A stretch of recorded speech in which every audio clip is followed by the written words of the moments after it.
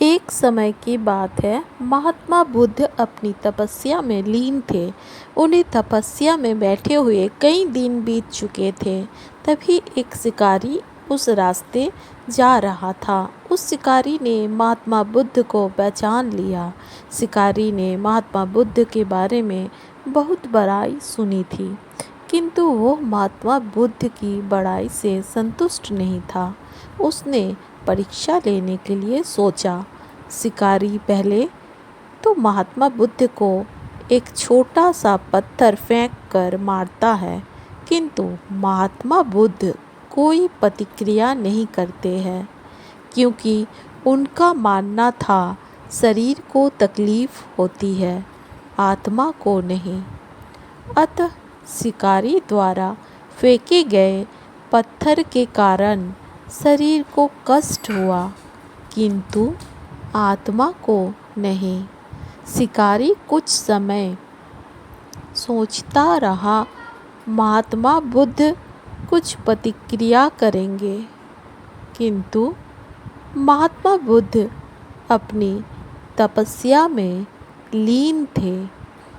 उन्होंने कोई प्रतिक्रिया नहीं की। पुनः शिकारी ने पत्थर फेंका। वह पत्थर महात्मा बुद्ध के आँखों के ऊपर लगा और उस जगह से खून बहने लगा। इस पर महात्मा बुद्ध को आभास हुआ, उनके शरीर से रक्त बह रही है, किंतु वह फिर भी अपनी तपस्या से नहीं उठे। शिकारी को गुस्सा आया और उसने पुनः एक पत्थर और महात्मा बुद्ध की ओर फेंका। महात्मा बुद्ध के शरीर से अब खून अधिक बहने लगी। इतनी पीड़ा महसूस कर महात्मा बुद्ध के आँखों से आंसू निकलने लगा।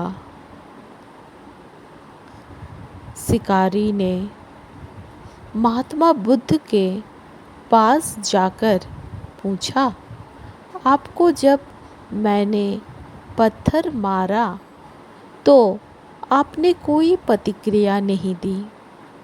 महात्मा बुद्ध ने बड़े ही सरलता के साथ कहा, क्योंकि इससे मेरे शरीर को कष्ट हुआ, मेरे मन मस्तिष्क को नहीं। शिकारी अचंभित रह गया। उसने पूछा, फिर क्यों?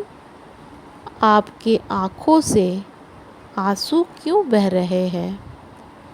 इस पर महात्मा बुद्ध ने पुनः कहा, तुम्हारे द्वारा किए गए अनुचित कार्य के परिणाम के बारे में मेरा मस्तिष्क, मेरी आत्मा विचार कर रो रही है।